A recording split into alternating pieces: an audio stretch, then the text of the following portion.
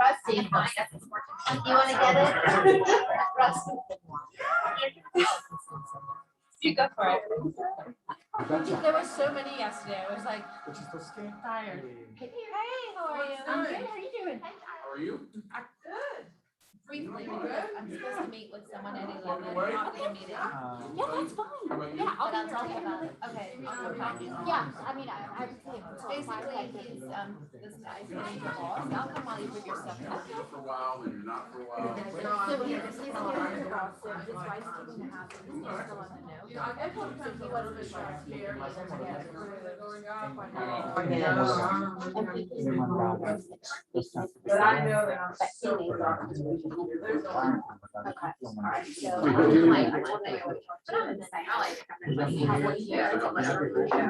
Friday's the other one. Friday.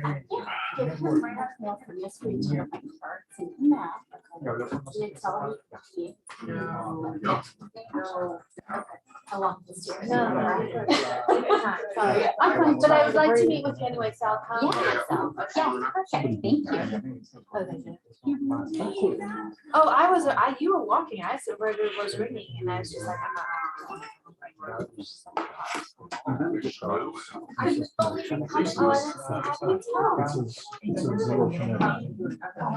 say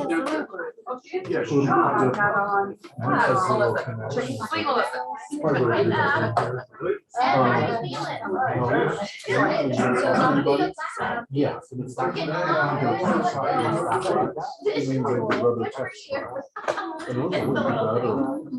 Hey, good morning, how are you? How are you? I like that breath. Oh. I'm not sure when I got it or where I got it. Hey, you.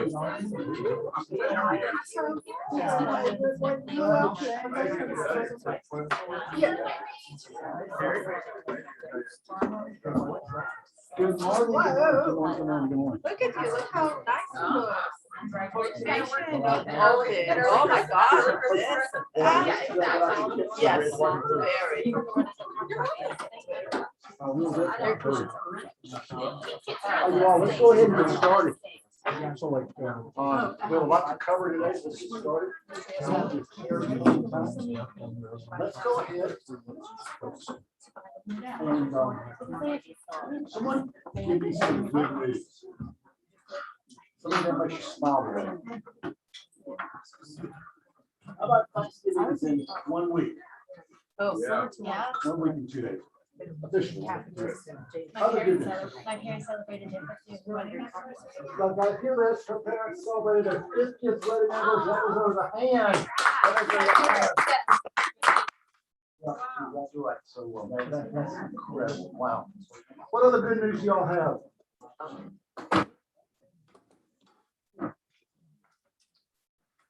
What about good news on television land?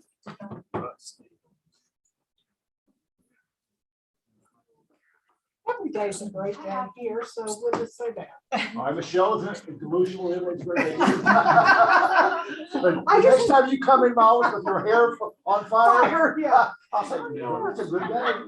Yeah, it's all in the mind. Anybody else have something on that?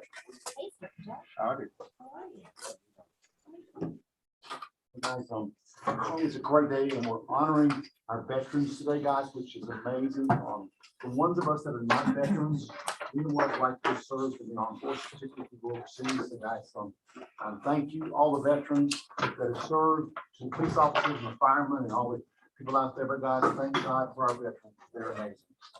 Absolutely amazing. All right. Huh? Oh, so, all right, good, cool. Yeah, thank you. So tell us about these from Keller International, right? So Keller International decided that they wanted to honor our veterans, which I thought was an amazing thing to think about. And guys, on a little rabbit trail, at my previous company, we didn't do any of this kind of stuff. I mean, people in corporate office never thought about what can we do to celebrate. So they didn't think about that kind of stuff. They're not bad people. It's just that they think, bottom line, what are you sending to us money wise? So I'm thankful Kellogg International because they follow this and they made it happen. So Rusty Clark, come up and get your pen.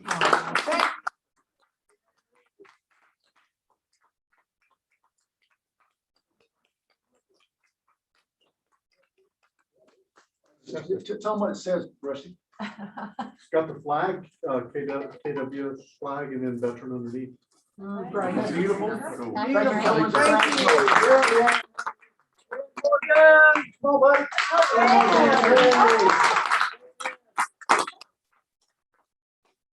Thanks, sir. Appreciate it.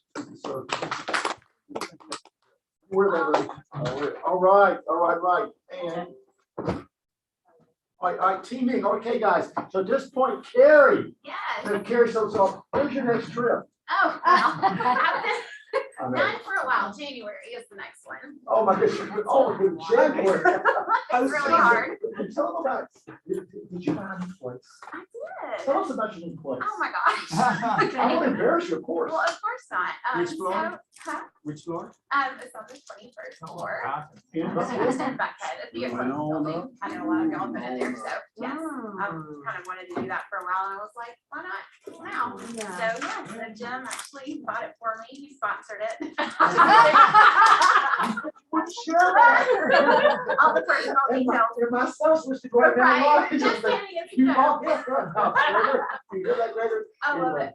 Yes, Anyway, anyway, thank well. you. Well, good morning, guys. Carrie with Thomas and Brown. Hello, everyone on Zoom. So I wanted to mention one thing, and then we have a class coming up. So when you guys, who knows what the disbursement authorization is? DA for your commission. Hopefully everyone, right? Yeah. Okay, so when you guys have those, be sure, please, that we do get a copy before closing, just because it's helpful to have, so we have your checks all set up. And when you do have a DA, and if there's earnest money for us, which there would be if if you guys are holding it, you can turn it into any office. So I just wanted to let you know, if you have a closing in Blue Ridge, Alpharetta, Galleria, East Cobb, Buckhead, Woodstock, wherever it is, you can turn it into this office if it's easier for you, or you can bring it to the closing. Either is fine, because we have the same escrow account for all of our offices.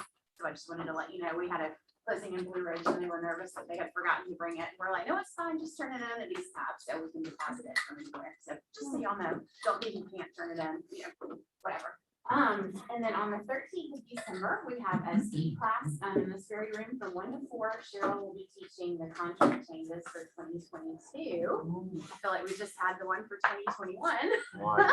But so we'll be going over those. It will be a free C class. What's the date? I'm sorry. It is December 13th, which is a Monday, from 1 o'clock until 4 o'clock. So it'll be 3 hours, obviously, in case y'all couldn't do that math. 3 hours each class.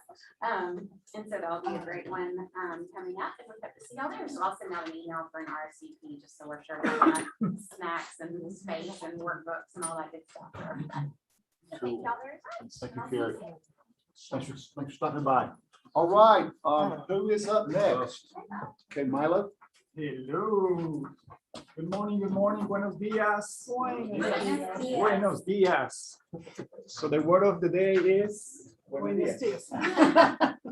Hey, first of all, I just wanna say that I moved to this country 21 years ago. I'm a proud citizen right now, and one of the things that I was very amazed to learn at that time was the respect and the love that we have for the veterans.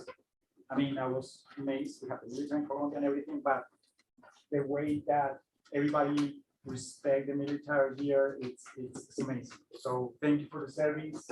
I learned to say that a long time ago. I know that that's very important, so we thank you for that. Okay. Okay. First thing, I'm gonna show you a video. It's gonna give you some stats. Probably it's gonna explain better than I do.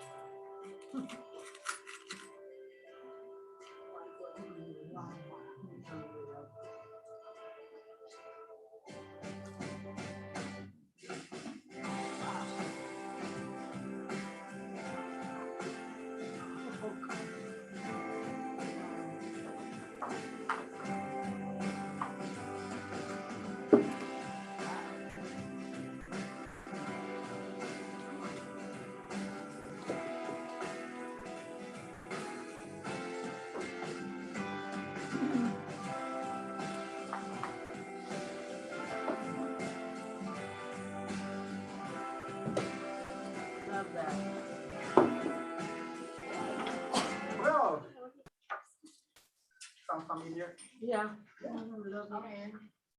You already know that, so I'm gonna go over with more specifics on conclusions, but, besides of doing loans, as you know, we have our personal best.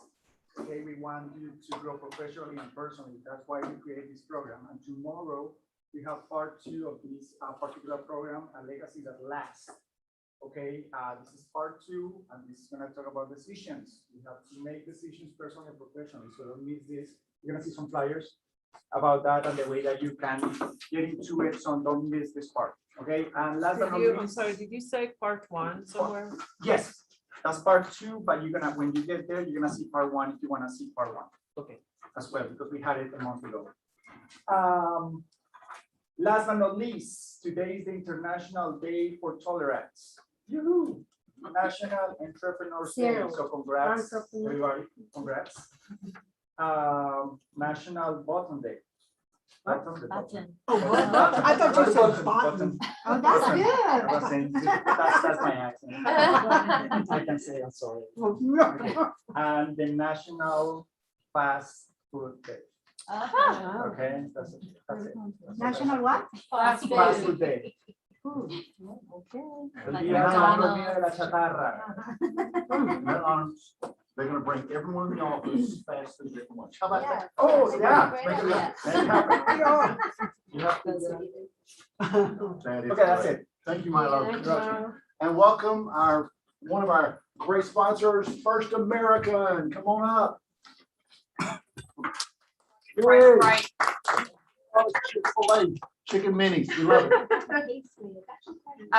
Hello, everybody. Thank y'all so much for having me today. Definitely want to say thank you to those of you that I've had the opportunity to work with and talk with your clients, and those that I haven't, would love to have that opportunity for you. Speaking with veterans going on right now, we do offer a veterans military discount for active and retired military with First American. So that's something I could always help you out. My big question to y'all, it's not so much what I have, but where is the home warranty conversation happening right now? I know that we've seen the market totally different in the past year and a half that it's been going on. Are you having the warranty conversation? If you are, when's it happening? If you're not, why not? You know, it's 3.5 homes out of 10 will have a failure within the first less than 90 days. And who's the first person that they generally call? It's the agent, right? It's you, it's what's going on. It's like anything else with home warranty, you can't call after you had a wreck and try to up your insurance for your car insurance.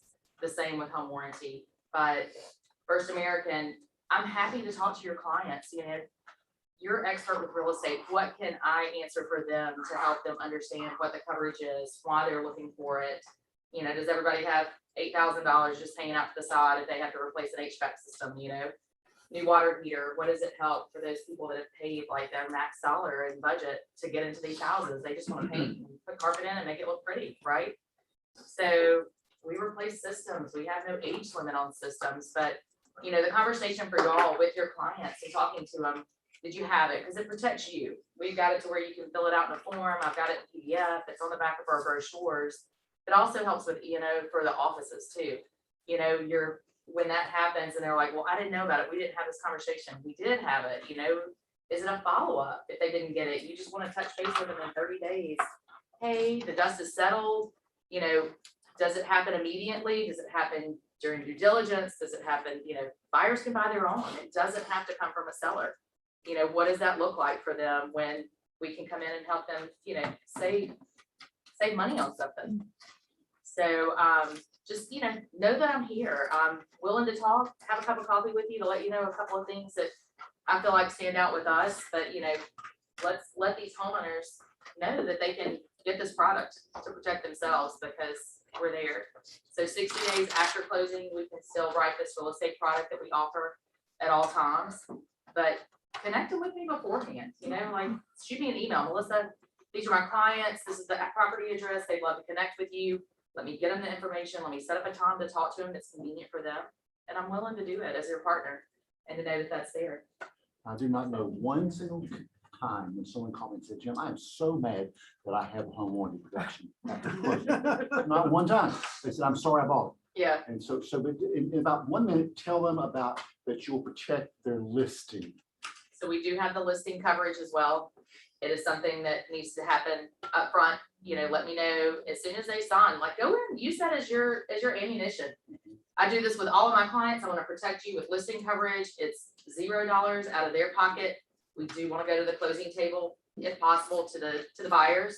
But, you know, I mean, that's a huge thing. Last year, right before Christmas, sellers, $900 with furnace. It's 2 days before Christmas. It was freezing last year. We helped them out with that. They were shocked at what it actually saved them. They put a policy, they got another one for their new home. But I mean, you know, that's easy And right just there. And it, understand, the cost is, what's the cost of this? oh, the single family home under 5,000 square feet is $585 I for that mean, no, I'm Eagle. sorry, the cost for the free coverage up front. Oh, there's zero, it's Yeah, $0. I got so So- why would you not put the, of course, now getting a listing is the issue right now, right? So I get that, so. But let that set you apart, you know, it is, you know, understand the coverage, obviously. We don't want you coming out and saying, hey, get this home warranty, you never have to pay for anything again. It's not the case, but it does help protect them as a budget, and it is huge. No age limit on systems, that's a huge one, no limit on the number of systems. Most are 2 systems per calendar year, 3, 4, 5, we'll cover all of those 1 calendar year, and $0 refrigerant, so. You wanna touch base with some clients that didn't get one? Touch base with them, say, hey, I wanna introduce you to Melissa, here's some stuff, have some questions, she'd be more than happy to talk to you. Any quick questions, you all? Can we move on? Any quick If questions? you were quoting some prices, Mhm. 585. 585 is the Eagle Premier, so that's the most comprehensive. It includes all your basic coverage plus first class upgrade and washer dryer. Single family home is 585. We do have cover condos, townhomes, and mobile homes too. There's discounted 2-year plans, you know, so I mean, there's lots of options. And if it's, you know, coming down to closing table, like if it has to have a couple of conversations, you know, I know that we're seeing it where people are calling later on, they're like, well, why didn't we get this? You know, how can I get it? What can we do now? So let me, like I said, I'm happy to talk to him. Yes, You mentioned 2 months after the closing, that was when you can still provide. up to 60 days after closing, yes. So beyond that, it's kind of a hard stop. Beyond that, it's not a hard stop. I would just have to get some approval. They've been in the house. They kind of know if there's issues at this point in time, probably. But it is something that, you know, I've done some partnerships with folks where they're using it as like a little, you know, follow-up email to their clients, you know, hey, this is something of value we'd like to present to you. You know, let's go from there and know what's happening. So, yeah. You're welcome. Thank you for breakfast again. You're welcome. Y'all have a great one. Thanksgiving, Enjoy. and we'll see y'all later. All right, bye. All right, let's move on. Hi, guys, Y4C2Ts. Michelle, pick out a favorite one this morning. You know, probably trust. Okay. Trust starts with honesty, you know, sometimes you want to kind of share minimal information as not to either offend or to make it easier for ourselves. I have found that if you are just completely honest with people up front, you build the trust, and then it makes much better relationship going forward. So, you know, do what's right, not what feels good. And what does one lie do to your relationship? When they figure it out, feels It can kill it. So guys, I love trust, Michelle. Thank you so much. That was a great one for this morning. Thank you. Real estate conversation lead gen. I was there yesterday, guys, and they were in there and they are doing their scripts and they're learning how to do it. They're learning what to say, guys. It's a energy filled, wonderful room to guys. So please show up 8:30. Arthur leads it, and you will lead with information that you can use to grow your business. Move your business forward. Hosted by Carrie and Barry. Barry, give us a quick commercial on this, please. Yes, we're gonna talk about the quiet L in the triangle, which is leverage. Thank you for your participation.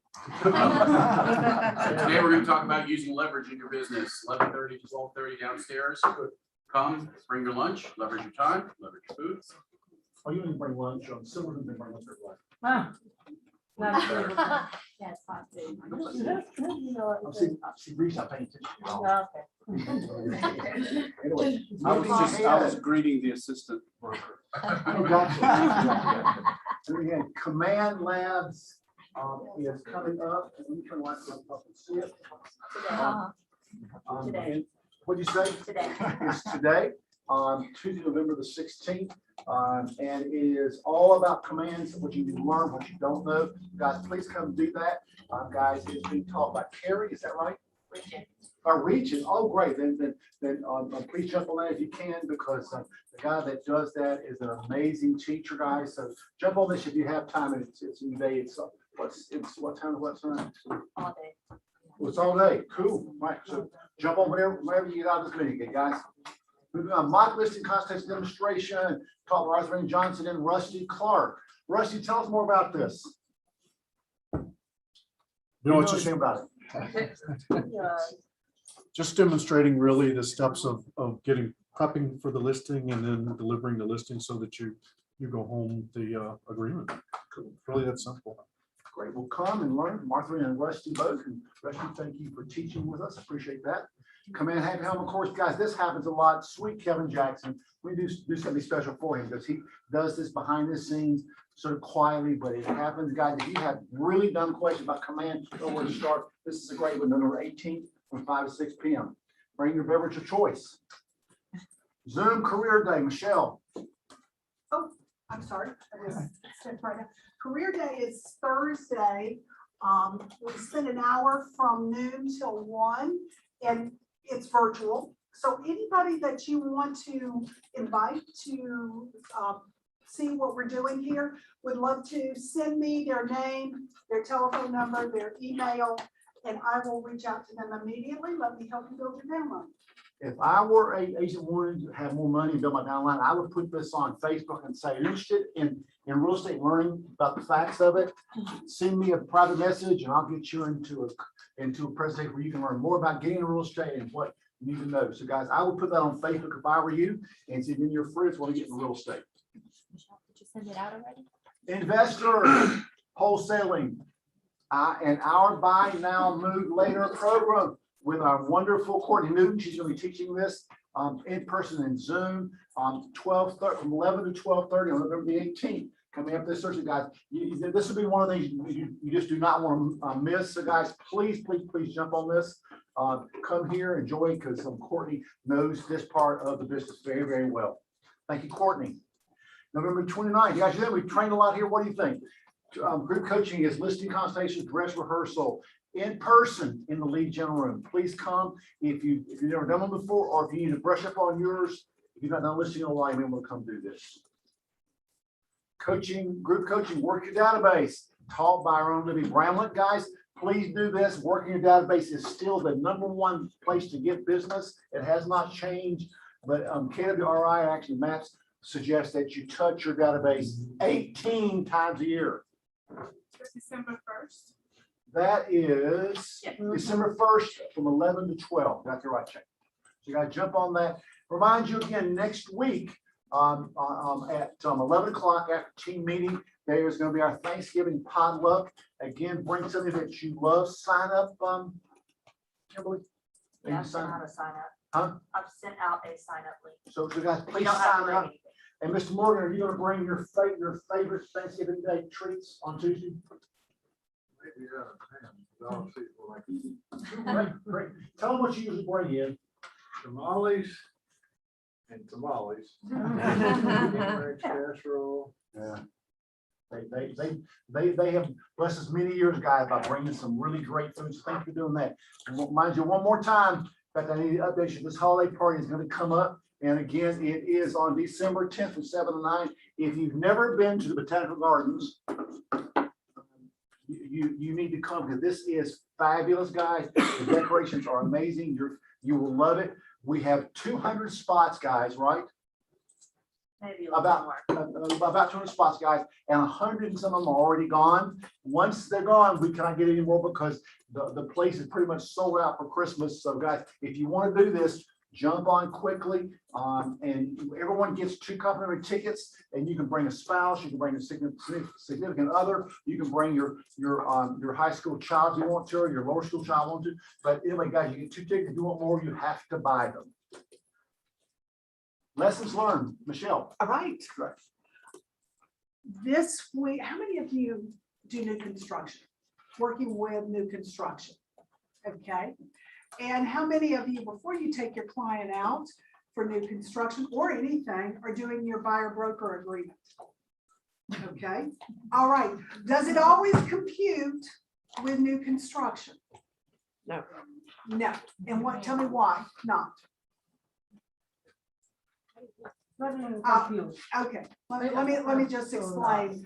Have any of you noticed on new construction that they reduced their commission percentage? Yes. Okay, all right, so here's the dilemma with that sometimes is how many of you actually see the house in FMLS, the house that they're talking about, that would outline the commission? Or sometimes? Sometimes. Well, if you sometimes see that, the first thing you want to do is print that out so that you have a written proof of their marketing. Because here's the dilemma that you can encounter. If you don't, you have no proof of what they were going to pay, just like if you were doing a resale, correct? Or if they're not, because they don't have to show it in FMLS, and they don't have to show it until it's framed. So you need to have some clarification from that lender, I mean, not lender, builder, as to what they are paying. Because what can happen is you think that you have a buyer broker agreement where you've got 3%. You think that you saw that there was 3%. And then unfortunately, sometimes by the time you see the negotiated contract, you're seeing different. Sharika? Yeah, so I fell into that situation and category. In January, I put out a client under contract, and in FMLS, it was 3%, but it was new construction. You know, usually I print out the FMLS sheet if it's resale to just get all the details. However, I was like, oh, it's new construction. The builder will have all the information on site. So it didn't occur to me to print out the FMLS. So come August, the builder told my client, we're increasing your price, $40,000. So you guys can cancel the contract if you want. We'll give you your $20,000 of earnest money back. No problem. Or you can go ahead and pay up that extra $40,000 to stay in contract. So I tried to discuss with the builder to do an amendment, but here's why they didn't do an amendment, and they wrote up a whole new purchase contract, because in the official contract, the first one, they had 3% in it. So they told my buyer, if you want to stay in contract, it's 40,000 more, and we have to do a new sales contract. And then they came back to me and they said, and by the way, your commission will be 2%. So I talked with Sherry. Sherry's like, try to find the FMLS sheet. I looked through all my my paperwork folders and didn't find it. I even emailed a bunch of, I went into FMLS and looked up other realtors that have worked with SR Homes. This is SR Homes Montebello in Cummings that was the builder. So I contacted about 5-6 realtors to say, hey, do you by any chance have that FMLS sheet for this particular house of, maybe they were showing it. No, no luck there, but I tried. So 2% it is. I'm always down. Yeah, so beware. When I was up a little while ago, I said, I'm gonna share the dilemma that you encountered. I'm not going to use your name if you don't want to. So thank you for adding that in. So it really did happen.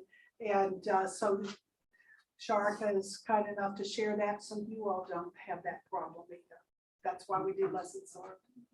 All right, let's move on. Let's do something a little different. Let's go to coming soon first. Coming soon, because we all have buyers that need things. So, And let's do buyers at the end, so we can have on a period of time. Okay, so we'll go ahead with coming soon. Okay, coming soon. That might solve some of the problems It might. or the opportunities we have. So anybody have coming soon, either in TV land or here? Oh, Danielle, and say your name first, please. Yes, Danielle Pena.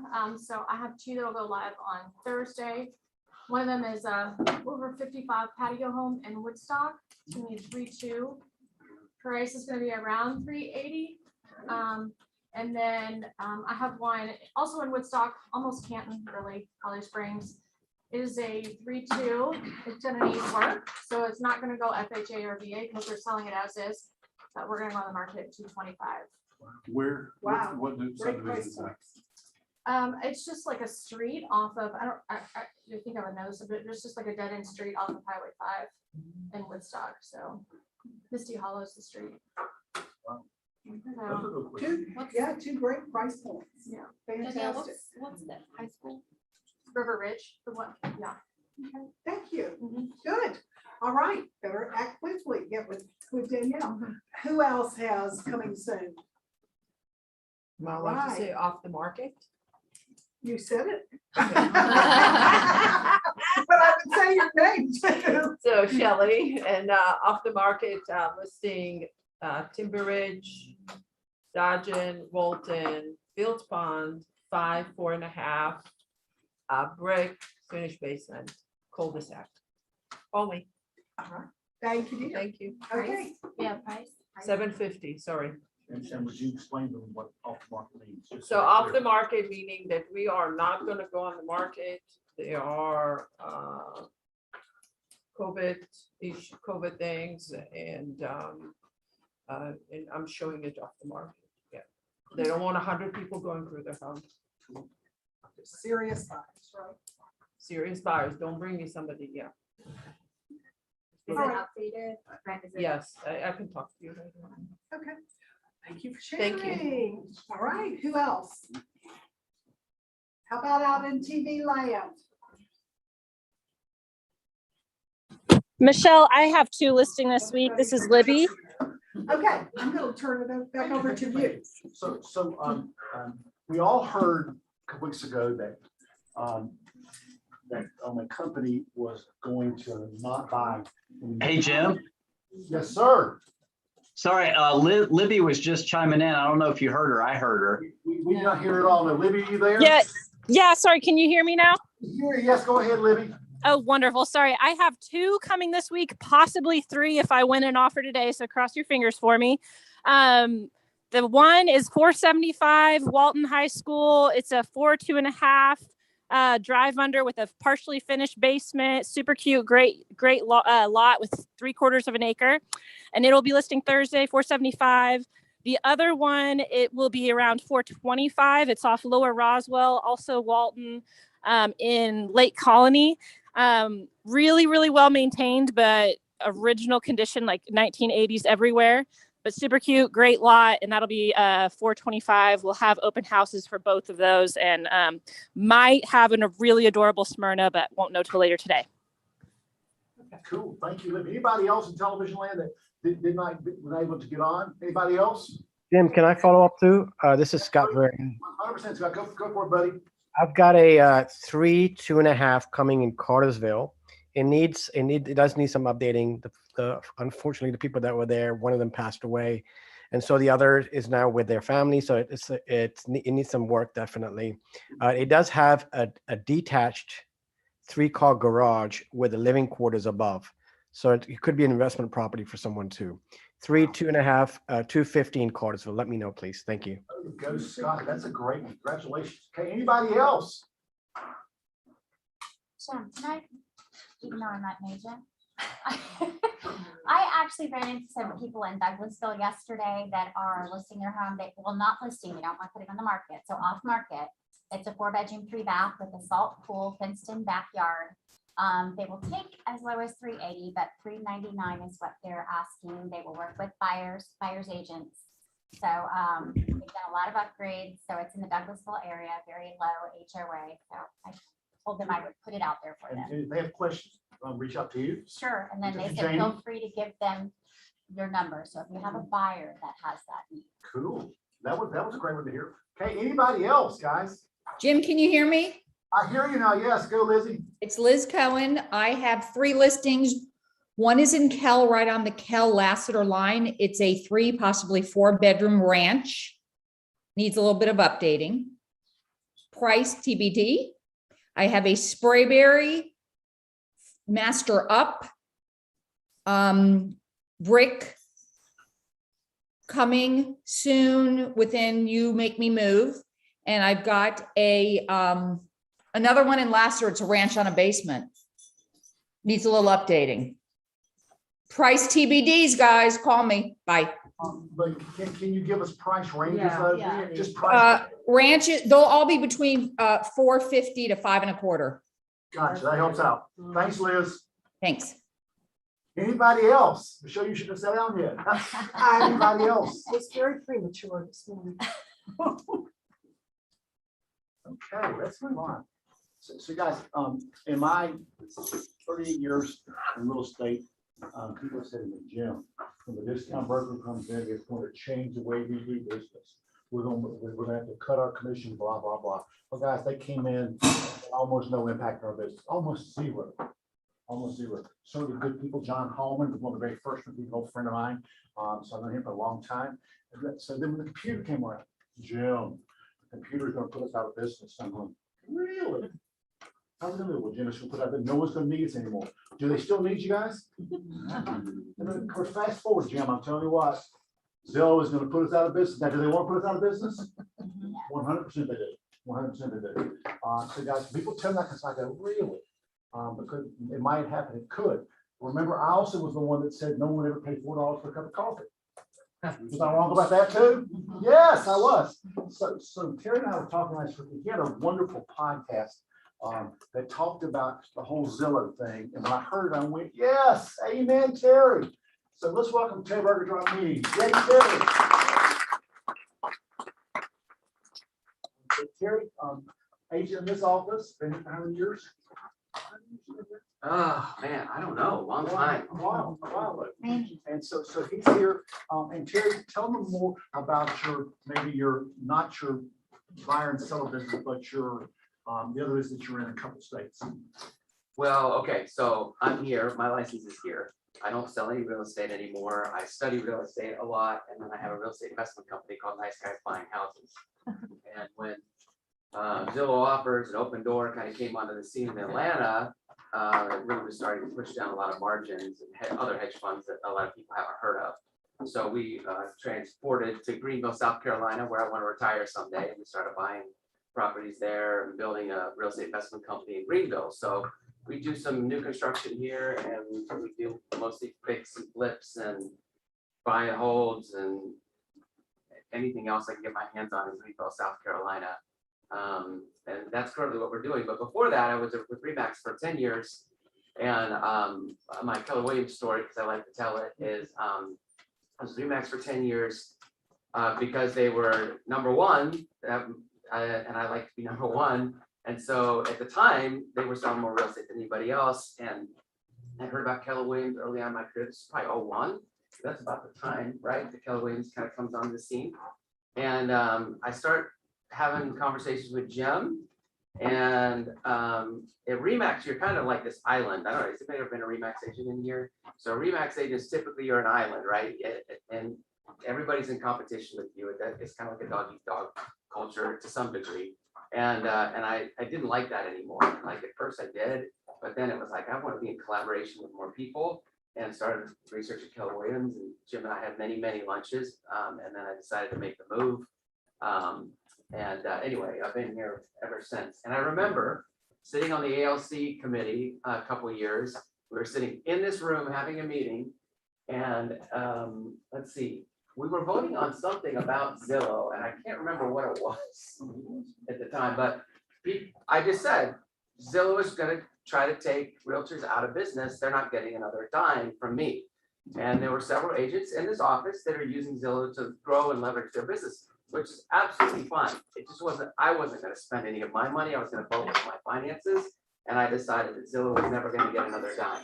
So somebody at my door, or somebody else. All right. And so in that ALC meeting, I was just like, guys, you guys get to vote, but and Zillow has helped a lot of people scale their real estate business. Would you agree? Yes. But then they decided they wanted to come and start trying to take you out, just like we all predicted would happen, right? Yeah. And so what happens is, of course, Open Door and OfferPad are on the scene, then Zillow kind comes in and says, we're gonna do this iWire program, right? And Gary has to respond and whatever happened. I don't know the Keller Williams model all that well, so I'm not gonna speak to it. But there we go, right? The steps to take the agents out of the business are in play, okay? So let's talk about what we were thinking when Zillow was making offers, right? How many people, by a show of hands, just raise your hand, can't understand how they make money when they buy houses? Open door, office pad, it doesn't matter, right? Okay, all right, good. So let me just explain a little bit about how this whole thing works. So Rich Barton, the CEO of Zillow, does anybody know what else he founded? Oh, yeah. What? Well, he put the movie that the red box people on it. Okay, Yeah. what else? What's the other big, what company do And, you? I'm trying to remember. He's definitely on the board at Netflix, Yes, Netflix. okay? So he's part of Netflix. Part of Netflix. Part of, What else did he found? hmm, Anybody know where he went to school? Does anybody know what his parents were? No. I do. I think his mother was a teacher and his father was an engineer, okay? And they lived in Connecticut. I'm always interested in people's stories, so when I see things happen, I want to know why it happened. So teacher, engineer, pretty normal, right? A lot of our parents are teachers and engineers. He goes to Stanford. Okay, so while at Stanford, he got pretty smart, educated up, right? And he got around a lot of people. Oh, Microsoft. And he started working at Microsoft. Are you looking at that? No, I did not. He started working at Microsoft and he founded, what's the big travel thing that Microsoft? Yeah, Priceline. Close Expedia. Say. So he founds Expedia. And that did really well. And then in secret, he gets with one of Expedia buddies and they form the Zillow group. And when they formed the Zillow group, there wasn't a lot of hoopla. All of a sudden there was just Zillow. It just started to appear. And if you remember, it was a grassroots kind of guerrilla thing, right? Your customer heard about it before we heard about it, right? I'm using Zillow. What's Zillow? You remember that? Like the customer is using it. They're getting out to the consumer, but they haven't really started reaching out to the realtor yet, right? So then Zillow says, okay, we're all feeling a little bit of a threat as it starts to grow. And then Zillow decides that it's going to have agents it's basically going to be the Google ads of real estate, which is brilliant. Seriously, like that is a brilliant business model. The Google ads of real estate. That means that agents are going to pay $500, $600, $700, $1,400 a month to get their listings out there, to get leads, all that. That's totally fine. Lead generation, lead generation, lead generation. You want to pay for it? Great. You want to dial for it? Great. Whatever you have the capacity and the time to do really depends on how you generate leads. But at this time, that is fantastic. Somebody's standing up for the agent. They've got consumer reach, right? Behind us, they didn't need us to get the consumer reach. Would that build a little bit of arrogance if you don't need realtors to build your, yes. Okay, so got a little bit of arrogance starting to happen right there because they built Zillow without the realtor. But then they decided they needed the realtor. Why do they need the realtor? They need revenue. They got to make money. That's why they needed the realtor. They didn't need you for anything else. They knew that if they could figure out a way to convince you to advertise on their platform, they could generate revenue, right?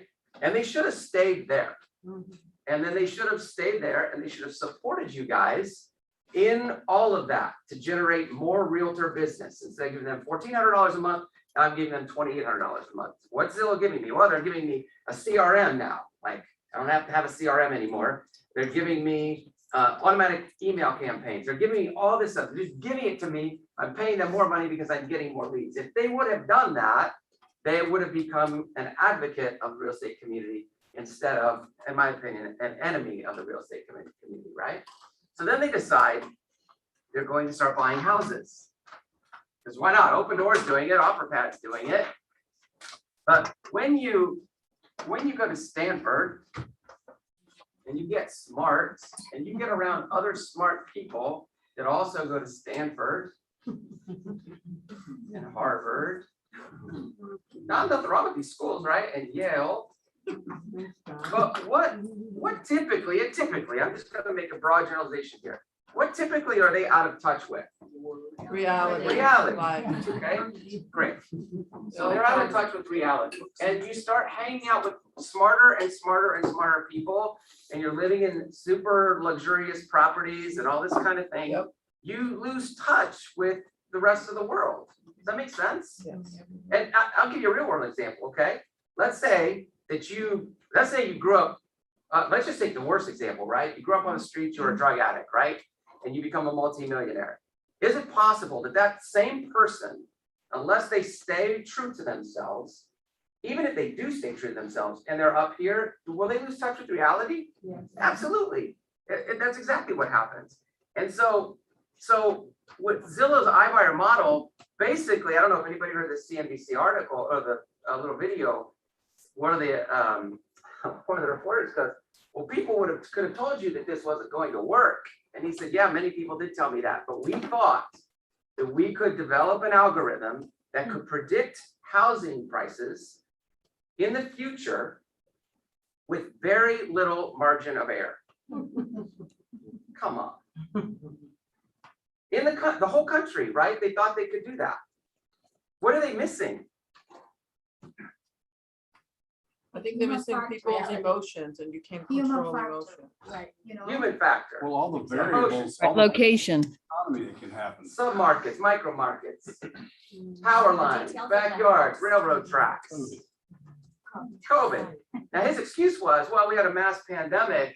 I'm like, well, dude, if you can't make it work when property prices are going up 10%, you're not going to be able, I don't care if there's a pandemic or not, and you had a big slowdown. Now I get it. There's the reason they said they shut it down, and it's easy for them to say this, is the labor shortage, right? It's hard to find enough people to do the work that needs to get done on these houses. I get it. I understand all that. And those are valid reasons, but they lost track of all the reality piece of it that you guys know. Again, going back to Jim's little analogy about the computer and the discount broker and all of that, at the end of the day, you have people in your car all the time that spout out wisdom to you. You might think they're complaining, but it's actually wisdom, right? So I've had over, I don't know, 4,000 or 5,000 soccer moms in my car in my career, and I listened to every word that they said, every word. Why? Because I heard it 5,000 times.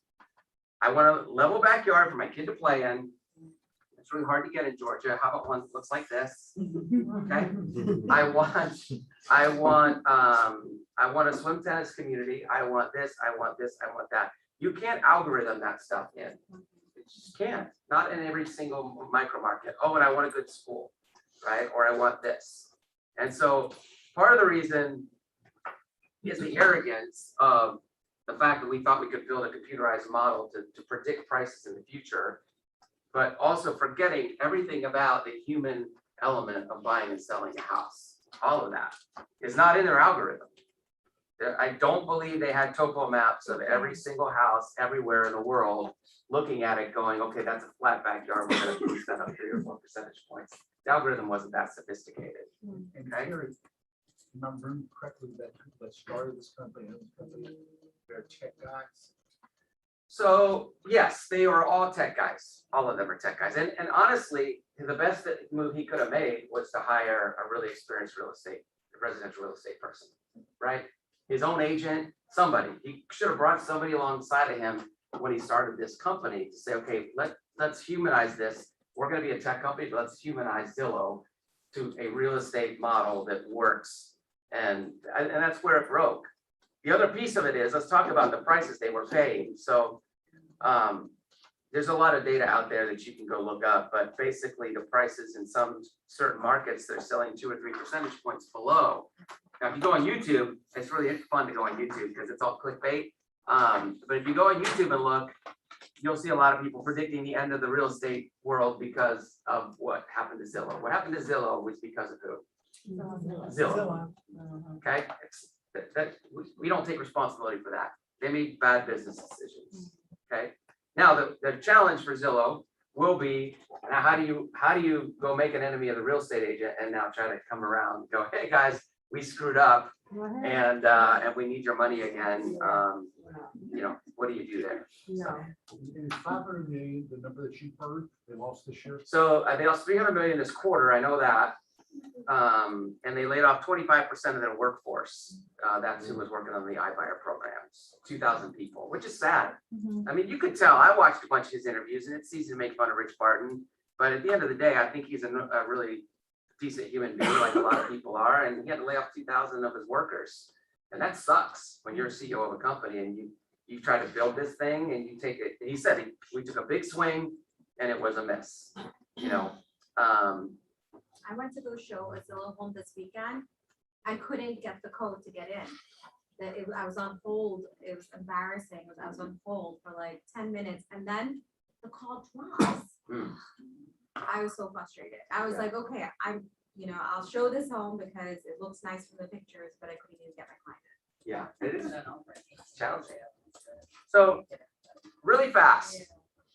This is why I think the big lesson to take away from this is pricing. If you're gonna go buy an investment property, you have to make sure the math works. That's the big key. Let me show you an example. So we sold a rental. I hate selling houses that we own, but we did. We sold a rental to Open Door. And guys, I'm gonna tell you, that process was seamless, right? So we had a rental turnover. And so I asked our operations manager, I said, hey, can you just go on Open Door and see what they'll offer us for this house? And so it was the ARV under market value was 205, is what we thought we could sell the house for on the MLS. You guys list it, sell it on the MLS at 205. Probably sell in a couple days. It's over there near the hospital, kind of Bell's Ferry, or 41 Bell's Ferry. That kind of was where what's over there? It's that famous hot dog place. You know what I'm talking about? Yeah. So anyway, it's a little townhome, and so we put it up on Open Door, and they offered us 220. Okay. I was like, dang, I hate Open Door, but I want to see their process because I'm a real estate investor. We have a real estate investment company. If I can steal some of their stuff and use it, then I'm going to use it in Greenville. So we did. We went through the process, and they sold it to us, or we sold it to them. I think it was 220 or 221.5, but it was $1,500 more than the most recent comp that sold in May. I had to pay a 5% fee, okay, which I would have paid 3% anyway. If I listed it myself, I'd had a bunch of headache. So to me, this other 2% was worth it for me. They closed in 3 weeks. I had to go in, I had to take videos. So if I was going to sell this room to Open Door, you have to go in and they give you all the videos to take. They give you all the pictures to take and you upload them. And because it's a COVID environment, it's a tech company, they don't send anybody in your property. Nobody went in our house, not an appraiser, nobody went inside this house. Now this rental was clean. The last tenant did a really good job and we renovated it 5 years ago. But here's where the reason I sold it, you might be saying, why would you sell? Is because it had GP siding. It was gonna have to be replaced within the next 3 or 4 years, which means it had to be painted, right? It needed paint. And then the deck was in bad shape. So what do you think? How much? Just a quick ballpark. How big was the house? 1,500 square foot. It was a townhouse. Yeah, 15 grand basically, right? So $15,000, I said, oh, that's my cash flow for the next 3 years. It was cash flowing about $500 a month. I'm like, I'm losing 3 years of cash flow on these repairs that are gonna have to happen. And I got to give them to Open Door. Who paid how much? Market value for my house that needs 15 in a couple of years. So they're gonna be all in that for $235,000. And we don't know if the house will be worth $235,000 in a couple of years. Oh, and the roof is, I think it's 8 or 9 years old. So 5 or 6 years down the road. Now, Open Door, a lot of times you guys they don't keep the properties a lot of times, right? They sell them to who? Who? They put some on the market. What else? Who else do they sell to? Zillow. Hedge funds. So there's a company out there called Tricorn Capital. I think they're Canadian. They want to buy 50,000 houses in the US. Yeah, and that's. And they're buying a lot of Open Door properties. Yeah. But if you've gone on Tricorn Capital's website and looked at rents in Atlanta, and if you know anything about rental prices and you go, what? You're asking $1,600-1,700 for a place you should rent for $1,400. Okay. So really interesting stuff that's happening in the hedge fund worlds, it makes you wonder, what are they thinking and what are they doing? Because people aren't paying those rents. Does that make sense? And so it'll be interesting to see, like, will Open Door be next? Will OfferPad be next? They're buying on the same model. I mean, you saw they paid market value for my house. Some would argue more than that because they only charged me a 5% fee. And I did have to pay some repairs, but I did negotiate those repairs down a couple $1,000s. But at the end of the day, you could argue they paid me more than market because the 6% real estate commission is usually factored into a market value anyway, right? So. Did they end up selling it? I don't know. I meant to look it up on the tax recs before I got here. I'm not sure it's been recorded yet because it just closed a couple weeks ago. But my guess is they sold it, that they sold it off. So they're a funneling company. It's like Mark Spain is a funneling company, right? Guaranteed offer for your home. Mark's doing the same business with the same hedge funds, same type of people. The hedge funds are all out there for trying to buy single family houses. They're all working with the same top producing companies in the market, right? Whatever that market happens to be. I have friends, investor friends, that buy houses and sell them immediately to Open Door. So they'll go find an off-market property at a discount. Let's say they buy this one for 180, and then they farm it out to Open Door and see what Open Door will offer, and then they close on that house and sell it immediately to Open Door. Interesting, right? That's a good model for you guys. Yeah. It is. Like, if you can go in and get a really good deal and somebody says to you, I would sell it right now for 170 and you know it's worth 210, go home, write an offer for yourself and take that deal and go home, punch it in the Open Door calculator, see what Open Door will give you. I mean, and there's a way to kind of flip a house without flipping a house, you know what I'm saying? Yeah, wholesaling it, right? Yeah. Jim, like, what do these guys need in terms of anything else you guys need? I have like 3 questions for you. Yeah. Okay. So, how does Open Door decide which homes to make an offer on? Do you have any idea? Like, are they buying on, because I've seen when I go into Cloud CMA, certain homes will immediately pop up where they're making an offer, and then there's ones they're not making an offer on. I think they have people studying each market and they determine which zip codes they're going to buy in. So for example, I wanted to run this through Zillow, Open Door, and OfferPad, but OfferPad wasn't buying in where my townhouse was in Marietta, but Open Door was. And so I think each of them, if they do market research studies or maybe some computerized algorithm, and they just figure out where they want to buy. Another question. Yeah. Second question. So I've heard they go into neighborhoods and they don't just buy one home, but they buy several, and they inflate the price and artificially inflate the price of the neighborhood and increase the comps of the neighborhood so that it increases the value of their own purchase to begin with, the original purchase. So is the market, well, I guess, it isn't, like, is it artificially inflated with that? Will the hedge funds and Open Door will be such an active part in the market this past year cause any bigger disruption for pricing? Okay, so what's your name? Ivan. Ivan? Yes. Ivan, so if we own a street with 20 houses on it, right? Or there's 20 houses on a street and we own 15 of them, me and you as an investment partner, and we control comps in that neighborhood. Yes. We can't, okay? What happens when the comps get too high in that neighborhood? What do people do? They stop buying. They vote. They vote with their feet, right? Because we can, unless our neighborhood is so desirable, we've got, I don't know, maybe we have greenhouses, maybe we turn it into some weird eclectic thing, but let's just say it's just a regular cul-de-sac with 20 houses on it. And Ivan and I are a partnership. 5 of them are owned by normal people and 15 of them are owned by me and him that we rent out. Then if we can control the comps, we absolutely positively can. But at some point people go, well, that neighborhood across the street is about the same and they're priced a lot lower. And the same school district, the same everything else, right? Reality sets in. And people just vote with their feet. Yeah, you can control comps. It's like Monopoly, right? We can play Monopoly on Boardwalk and Park Place, but we can't make that happen on Connecticut and, the ones over there. Right, well, I put an offer on a house in Lawrenceville where it was average list to sales price, full price was 114% above. So it was listed for 310, and so I told my buyer the right price, the right offer to make would be 350. And they were like, what, you know, and I said, well, that's what it's gonna take to get the house. And, you know, and then, you know, from them I heard, well, we're gonna do 325. So we put in that offer. There's 22 offers on the house, and the realtor did share with me. We played a game of how north are you, of what number? Yeah.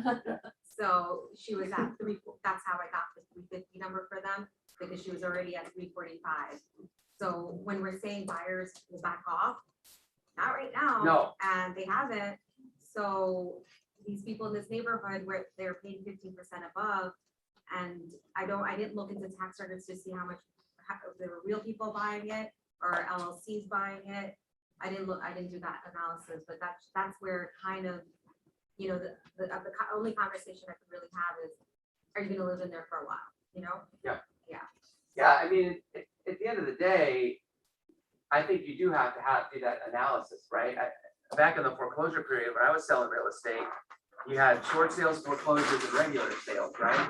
So short sales, foreclosures, and regular people, let's say. And so when I would go through, I would look at, if I had a regular people listing, I want to know what the foreclosures are selling for and what the short sales are selling for. But at the end of the day, I'm looking at regular people comps, right? A lot of us made that. And the problem is regular people got really, they got, you know, negative equity because of all of this that was going on over here. Like this impacted this, right? But these houses, I actually did this for the office. I broke out short sales and foreclosures and said, let's just look at real people. When you looked at real people during the recession, the percentage of loss, let's call it 5%. They lost 5% of property values when stuff over here was losing 25% of property values, distressed stuff, right? There was a complete different shift. And so today in this market, you might have to do the reverse engineering of that and say, okay, well, this is Zillow, this is Open Door, right? These are the iBuyers over here, and these are regular people. What are my regular people houses selling for above market? And what are these selling for above market? And at the end of the day, your people get to make a choice. I mean, you know, we're in a really interesting time in real estate. The prices are so high, and the rates are so low. Really, the big thing that's going to derail the train is what? Two things. Interest rates is one. What's the other? Hedge funds running out of money. Well, that could be consumer confidence. Yeah. Jim, I don't know about you, but anytime the market hit the skids, consumer confidence was down. Anytime. So, and I've only been doing real estate for 20 years. There are people in this room that are doing it much longer than that. Okay. So, but in my experience has been that when consumer confidence hits the skids, the market tends to hit the skids a little bit too. So I start to watch those couple of numbers really, really carefully. And we're seeing some consumer confidence concerns right now. Okay, 25% of the people think that it's a bad environment for business, and it's getting worse. Okay, yes.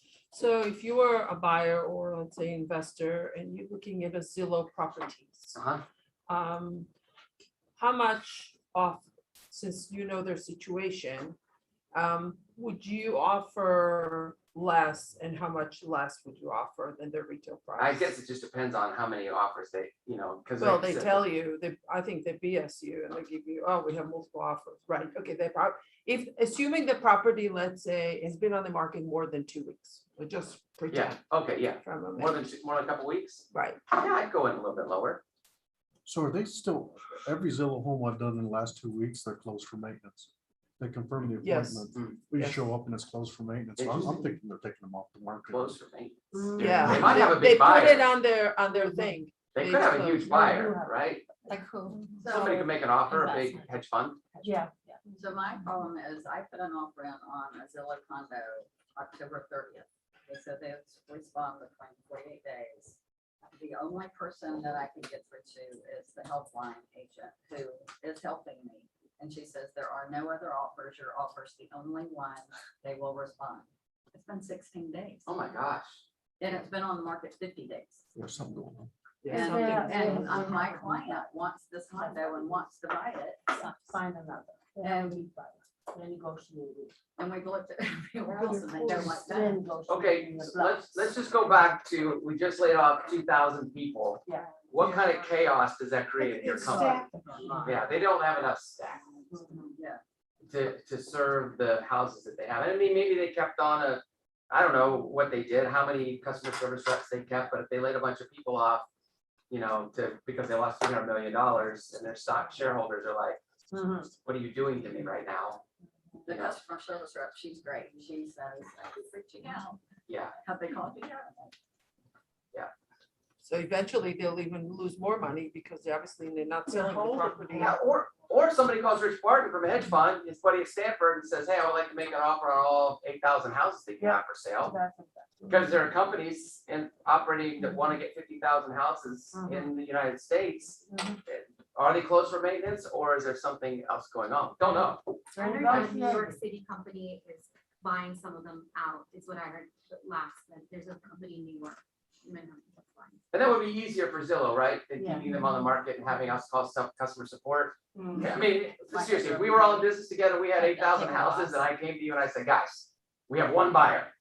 What do you think? Let's get rid of them Yep. and let's get back to making money. They would, that's probably the play. Did you have a better question? Yeah, I did. Thank you for remembering. So why is, I'm trying to figure out why Mark Spain is listing some of Open Door listings. How is that? Why is he in bed with them? I don't, you may know. I know, I know he's connected to all the hedge funds and has been for decades. I mean, that's no secret. You think? They might have bought Mark Spain? That actually is a really good thought. He has a new commercial on TV. I don't know if you've seen it. And then there's a lot more Facebook ads I'm noticing. And that's a really great point because if, Mark Spain, like all of our businesses are superstar businesses, right? They depend on the superstar of the business, which is you or Mark Spain. And so, so if somebody did come and offer him a boatload of money and said, hey, I just need you to film commercials and let me use your image. Yeah. Here's $3 million, $5 million, $10 million, whatever. I don't know. That's a really great point. Terry, with all of those, the limitation as far as the price point is what? Limitation in terms. That they don't buy, obviously, $1 million properties, whatever kind of their business model is. Is it 500,000? Is it? I really don't know, in terms of Open Door or Zillow or, I don't know where the cutoff is. Because I would think if they bought in Bucket, they'd have to spend $1 million, right? But, I don't know what their cutoff is. Any other questions? So as you look at your crystal ball, what do you think is gonna happen to cause lack of inventory? Where we got a 30 to 45 day supply.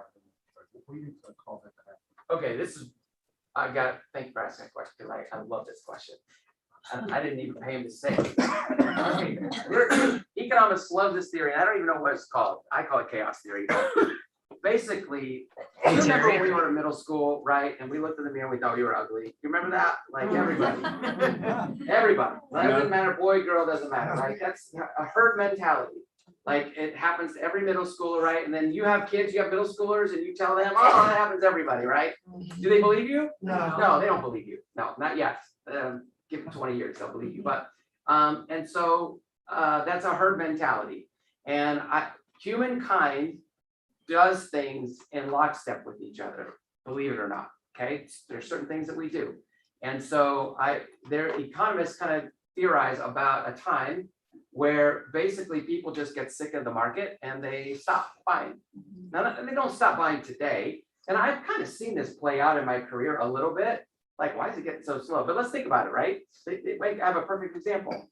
Forget 2020, take every other real estate market you all have ever been involved in. And what happens in, what's the slowest months of the year? January, February, no closings. I got no closings, no closings. And March hits, April, May, June, July, August, September, right? October, November, December. That's the real estate heartbeat, right? That's the heartbeat. And so, all this is human behavior. That's all it is. Why are we walking in lockstep together on this cycle? You could pull up Boise, Idaho, you could pull up Walden School District, you could pull up school districts in Smyrna, doesn't matter. But not everybody has kids. So you can't use that excuse. That's a big part of it, I think. But not everybody has kids. So why doesn't it look more like this? If 50% of the world doesn't have kids that are buyers today, why would it be more flatline? You got less time in the day with daylight to look at property. You've got holidays that disrupt people's buying. Totally, that's awesome. That's all good stuff, right? And it causes us as human beings to create a real estate heartbeat that looks just like that. When do we go to the grocery store? Why is Costco so busy on Saturday and Sunday, right?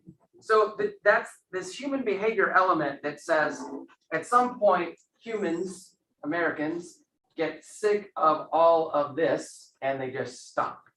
You're seeing it with gas prices, right? People are now they're more concerned about fuel costs. They're starting to plan their trips a little bit better.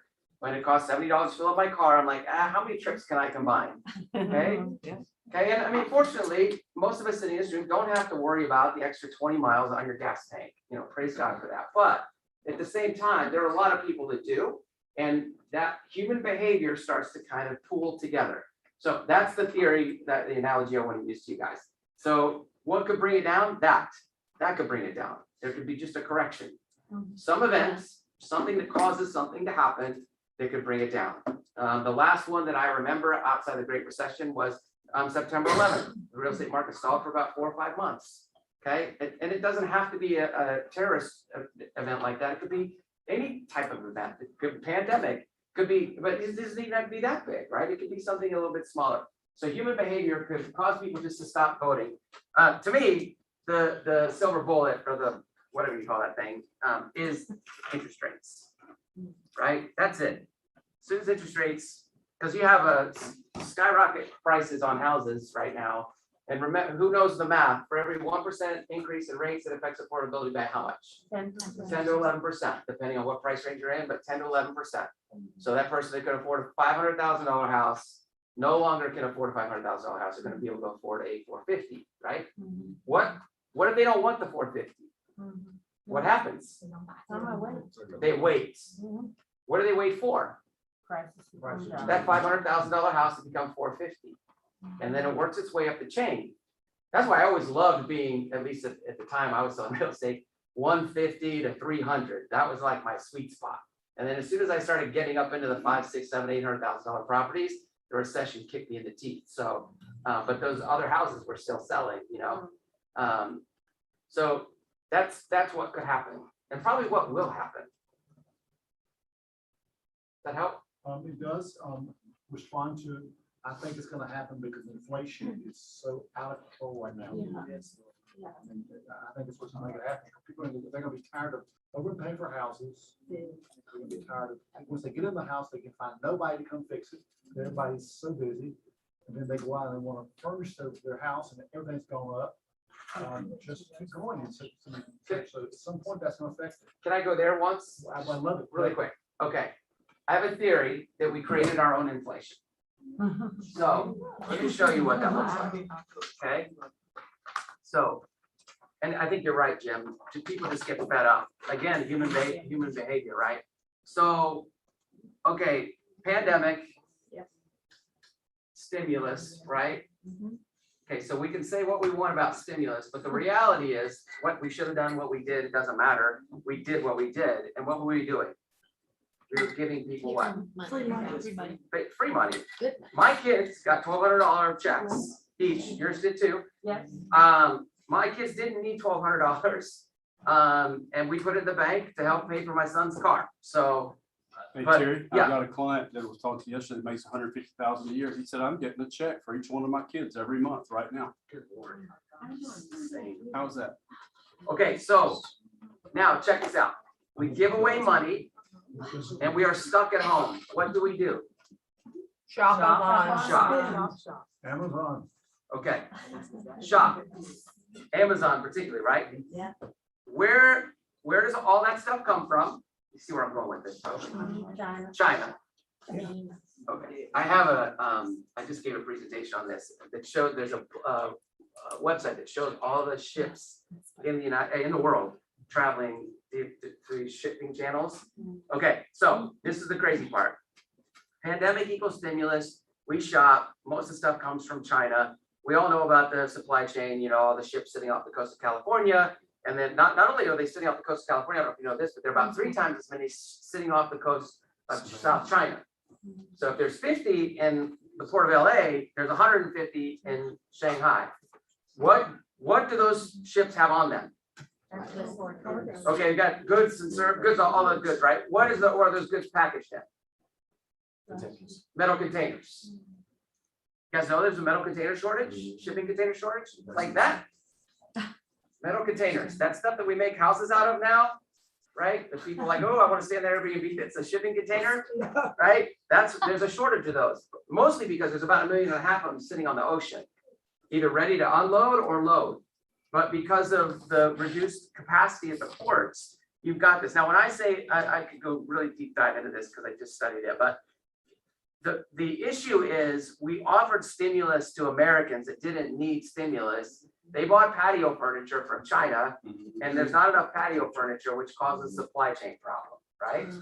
Or they ordered new windows, or they ordered whatever else they ordered. In fact, there is a shipping problem in Europe because the money, it used to cost $1,600. So if Jim and I owned a cabinet company in China, and we would get wood from Canada or the United States, and we ship it to China, and we put it together, all those really cool, what I call the house flippers only crown jewel, the Craftsman style cabinet. I mean, that only came to be because of the Chinese and the American house flipper, right?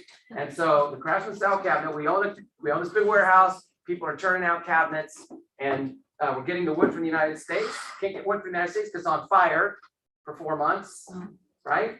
So now we're getting it from Canada, really hard to get it from Canada, but we're gonna get it here. And in 2019, it will cost $1,600 to get our wood from Canada, okay? Now, if we wanna make those cabinets and we ship it back to the US, in September 2019, it still costs $1,600. Today, it costs $12,000 to ship one of those 40-foot containers across the Asian shipping channel.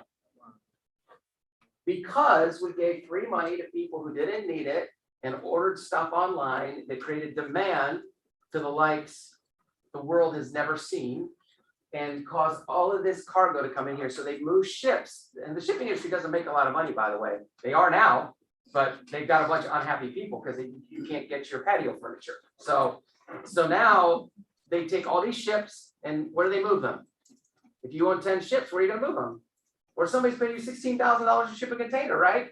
And there's massive demand. So you take all your ships from Europe that are going from, I don't know, Germany to wherever, and you move those over. Now the people over in Europe can't get product either because they don't have enough ships to take stuff there.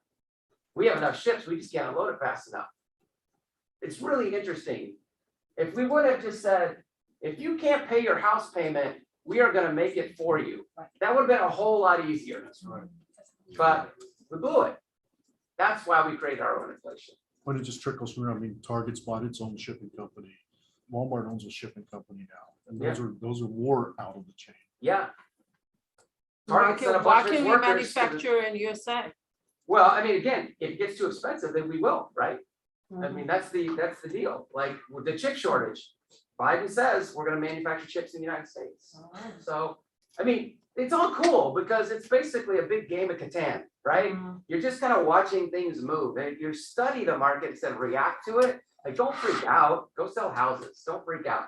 And I freaked out in 08, 09, 2010. I stopped watching the news. Now I just like watching it all play out because I can't control it. Yeah. You can't control it. We can only control what we can control.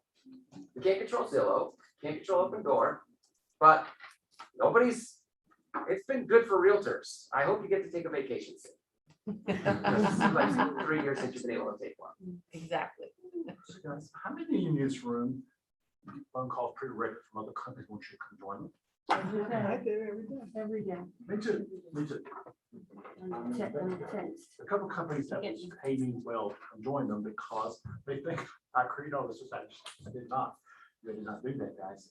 And the reason I stay here is because I love you guys, but also with people like this come to pour into us. And so, guys, isn't it wonderful that we have the Terrys and just a bunch of people out there that come and help you out regularly, right? And they volunteer the time, guys. So this is stuff that you don't get in many other companies. So I'm thankful here. I think it was cool. Like I sit back there and, you know, when I sold real estate, I hang my license here because I love Jim and I love this office. And but sitting back there, seeing all the stuff on the board, like Courtney talking about the stuff she's going to talk about, and I'm just like, man, this is some really rich stuff. It's great stuff. And guys, you guys just don't know that you don't get to the place. There's no place that does this. Nobody. Zero.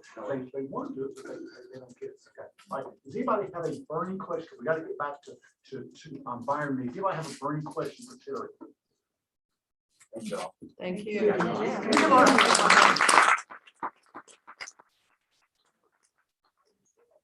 Okay, To Byron needs. we'll finish this up.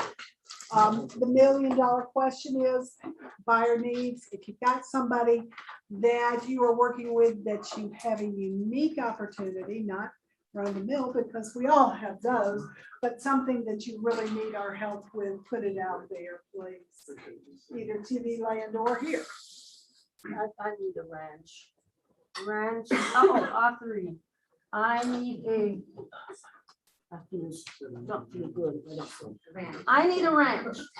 3 bedrooms, 2 bathrooms, doesn't have to have a basement. She doesn't want an unfinished basement.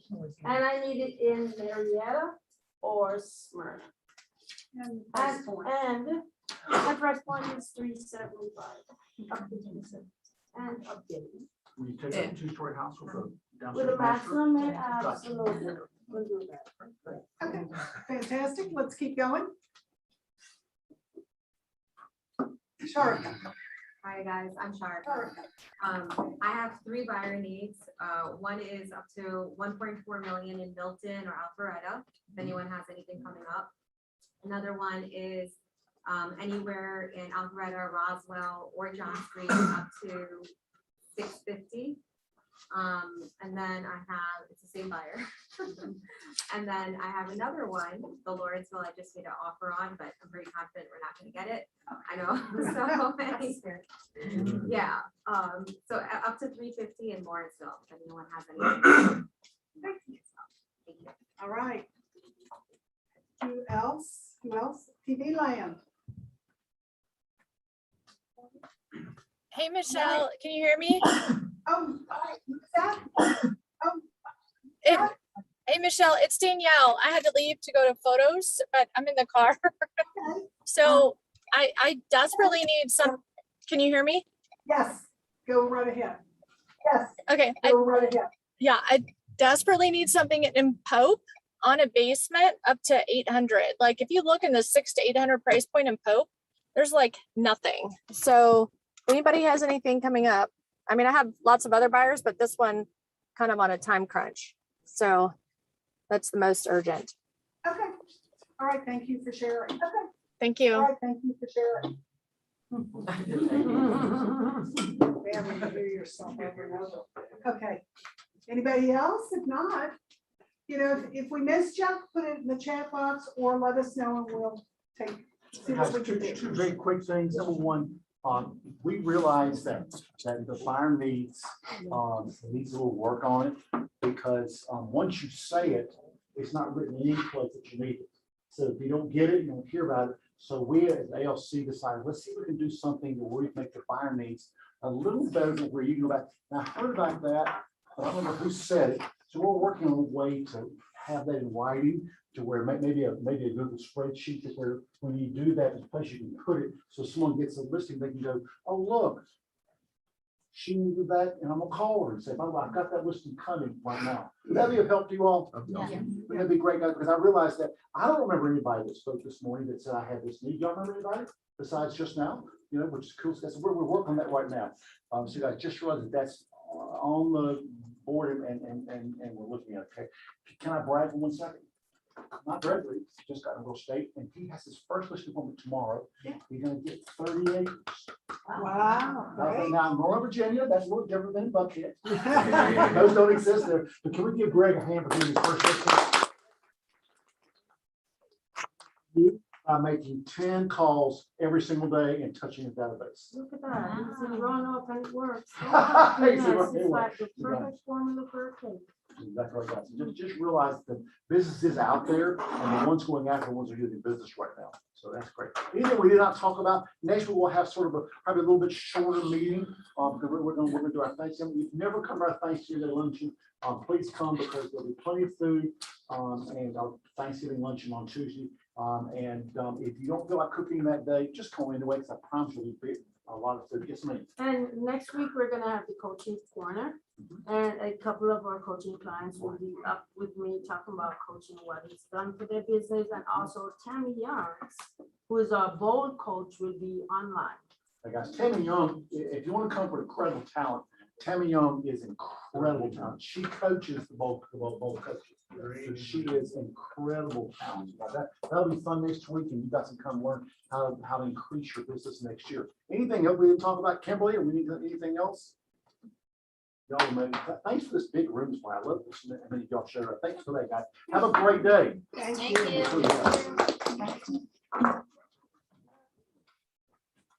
Oh, wait. We have a guest. We have a guest. I'm Kenny Ward. Listen, guys. Hello, everyone. How you guys doing? My name is Kenny Ward. Hey, welcome. Appreciate Tell us it. about you. Wait a minute. I'm the pop. Tell us about you. Oh, well, I recently just passed my real estate Let's course. give my hand. And so I'm taking a state exam on the 23rd, which is next week. Kaliatu, we've known each other for years. We worked together with Enterprise Rent a Car for years, and now I'm venturing into a new career. So I reached out to her and she said, come. She said, this exciting group here, great people. So I said, why not? And that's why I'm here. Great, welcome. You get extra points for that today.